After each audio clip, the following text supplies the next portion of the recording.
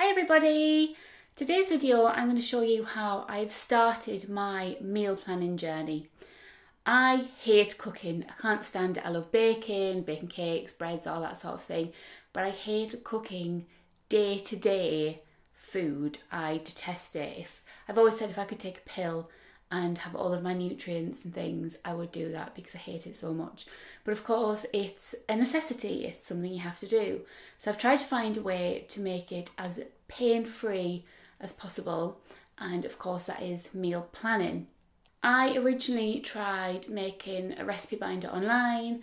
I've got recipe books in the house that I do use, but I'd say maybe 60% of the book, the recipes in the book, I wouldn't cook. I don't like it. It's shellfish. I don't really eat shellfish or, things with mushrooms in, all that sort of stuff. 60% of those recipes I'm never going to cook. And it was just sort of taking up space in this book and having to flick through and trying to find something I would like before deciding if I actually wanted to cook it. So the first part of my pain-free everyday cooking is making my own recipe binder. I have started. It's taken a while, but I've started. And the first thing I've been doing is taking... Oh, the light's changing. The sun's gone in. The first thing I have done is torn up my recipe books. The sun, the light, it must be so crazy. The sun is going in and out behind the clouds and the light's all over the place. So my first step was to sort of go through all of my recipe books and take out the pages, physically cut out the pages that I wanted. Now I know that some people think, oh, what a waste of a recipe book, but I have given those other pages to my mum and to people who want them and just said, look, take these recipes if you want them, if not, pass them to someone else. So everyone sort of gets a little bit and eventually just chuck the rest in the bin. I actually wanted to use the book, I wanted to make use of the book, and although it did break my heart at first to cut the book up, having the book as a whole unit, wasn't working for me. I did think about getting the recipes and typing them out, but that was just going to take so long. So I thought, I'll just cut them up and I'll actually make use of the books that I've got in the house. So this is my recipe binder. It's in its very, very early stages. I've just got a freezer guide there, straight off, and that is from Do It On A Dime. I will leave the link for this guide in the description box below if you want it, and that just kind of says how long you can store things in the freezer, because I do have things in the freezer that have been there a long time and I'm trying to use them up, and also there's stuff on here that tells you can freeze that I didn't actually know you could put in a freezer. These are my laminating pouches. Here is a list of recipes I've not tried yet. I get my recipes from the books I have in the house and the internet. So I want slow cooker recipes, I'll just go on to, Pinterest and type in slow cooker. And I print out a huge batch of stuff I want to try. There have been stuff that I've tried and didn't like, so I just pass that recipe on to someone else. If the recipe is brilliant and I love it, then it gets to stay in here. They are my juices, and I'll just show you. So in here, they're not going to stay in these pouches, like I said, it's in the early stages. But in here are all recipes that I've tried, liked, and I'm going to keep and put in the recipe binder. So let's take this one. Some of these Jamie Olive ones have turned out perfect because it's got the recipe on that side and a picture of what the item is on the other side. So I cut the recipe out, guillotined it so that it was all straight sides, and then I put it through a laminator. I've left... I don't know if you can see that there. I've left a section there so I can actually hole punch that in and put it straight into the binder. I did make a mistake on one and cut right up to the edge, so the hole punch is actually going to have to go through a little bit of the recipe. But this is the start of my binder, and last night I started to meal plan. All I did was go into my recipe binder, flick through all of the recipes and decided what I fancied this week and next week, or what I thought I would fancy. And this is all the recipes. So I've got some little recipe cards. These are from, I think it was like quick 3 to 4 ingredient recipes or something like that. I've got a crock pot freezer meal, which I'm also trying to do. So it's not just about knowing what to cook. I'm trying to prep freezer meals to go in the freezer, and then if there's nights where I just haven't got time to cook or can't be bothered, I can just pull something out. And these are all my meals. So when I've got all my recipes together and decided what I'm going to have, I just made this little sheet here and wrote down the meals on it. I've got them here, but I wanted to write them down here. And then I wrote how many nights that will cover. So spaghetti carbonara, I don't really like heating pasta up the next day. So whenever I make pasta, it's usually just for one night. So I've got one night there. Slow cooker coriander lime chicken, that'll cover 2 nights. Cottage pie, 2 nights. And that is 13 nights worth of food. If there is stuff on there that I don't like, because these are some new recipes that I'm trying out, then I can freeze them for my boyfriend because he's less fussy than me. And obviously if there is then another night where there's nothing for me to eat, there's like quick pizzas, or I can have a bacon sandwich or something like that. Once I've got this written down and I know that I've got enough recipes planned for the next 2 weeks, I take all my recipes and go through the ingredients and write down on a shopping list what it is that I don't have in the cupboards. I'll always put a little minced beef check freezer, because sometimes I don't actually know what's in my freezer or what's in my cupboard. So if I'm unsure, I'll just write it on my shopping list and put check, and I will check it before I go shopping to make sure I'm not buying duplicates or something that I don't really need. And then once I've got my rough copy of my shopping list out, I know what you're thinking, this is a lot of work, but it's to try and make my life easier when I'm in the shop.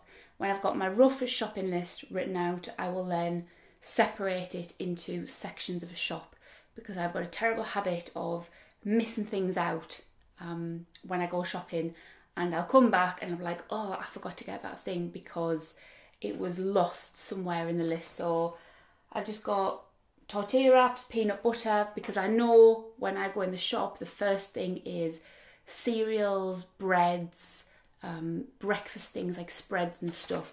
So I know I can get my tortilla wraps and my peanut butter together. Then we go into the tin section, like soups and jars of sauces.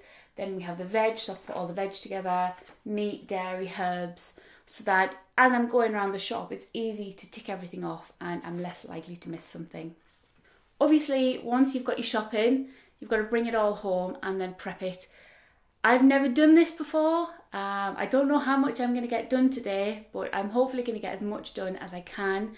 I've prepped all of my surfaces. All of my surfaces are clean. I've got nothing on them, so that I can come home, put all of my shopping on the surfaces, and I'm going to sort through what I need. So all of my freezer meals I'm going to prep today. So I'm going to put them all in Tupperwares and bags and things and get them in the freezer. Obviously I'm not going to make all my meals because they're for the next 2 weeks. I'm just going to decide what order my dinners are going to be in, and then I know which veg needs used up first, what spoils first, and then I can put them in that order and then actually make a proper sort of menu of what I'm going to have for the next 2 weeks. So I've got my bags there ready, my bags for life, and I'm going to go shopping and film a little bit more when I get back to see how I get on with it.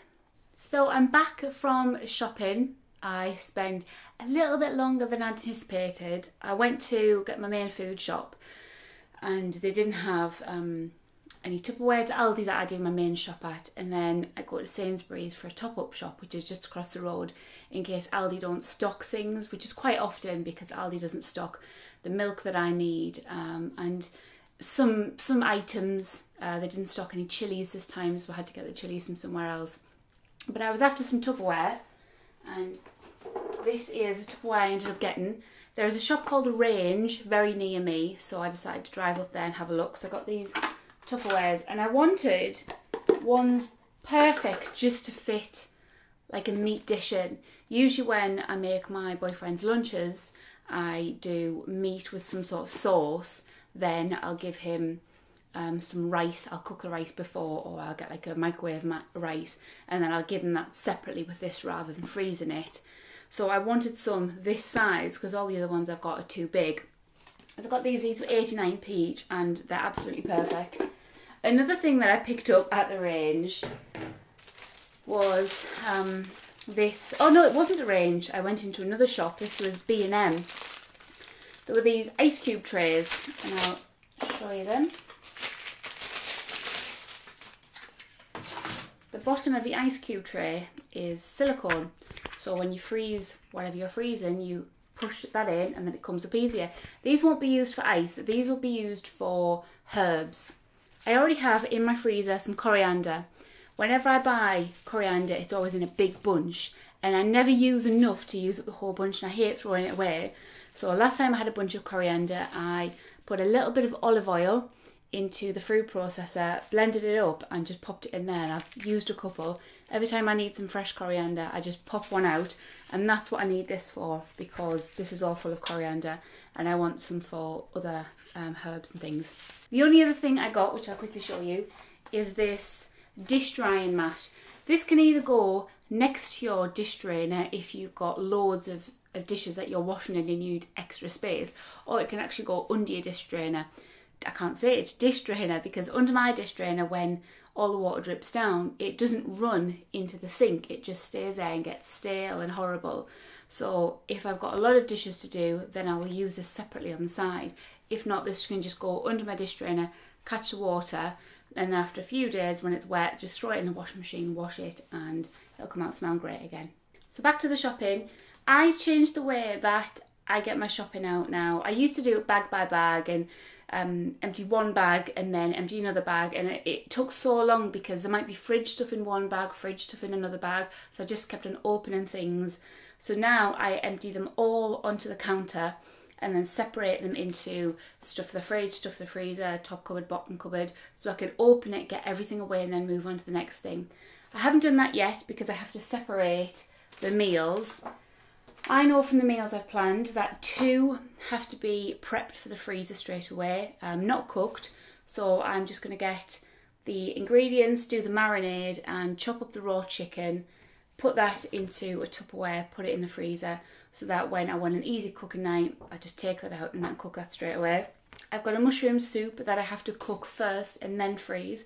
So I'm going to get all my mushrooms and whatnot to the side and get that done. And then the rest of them are just meals to be cooked throughout the week. So I'm going to have a look at what dates things go off. I don't think that there's anything that particularly goes off quickly, but I just want to double check because this is the first time I've kind of done a meal plan. So I just want to be extra sure that I've not planned, you know, beef stroganoff for next week and the beef's only got like 3 days on it. So yeah, that's what I'm going to do. I'm not going to show you, obviously, me cooking the meals. If you are interested in any of the recipes I try out, let me know. I'd be more than happy to show you how I do some of the recipes and what I think of them, and obviously share some of my favourites with you. So I'm going to get putting these away. I'm going to get a cup of tea and a biscuit because I've not had lunch yet and it's about 3 o'clock in the afternoon, so I'm very hungry. I hope you enjoyed this video. If you've got any meal planning tips, please tell me, because obviously I'm very new to this and I might be missing something really obvious that would make my life even easier.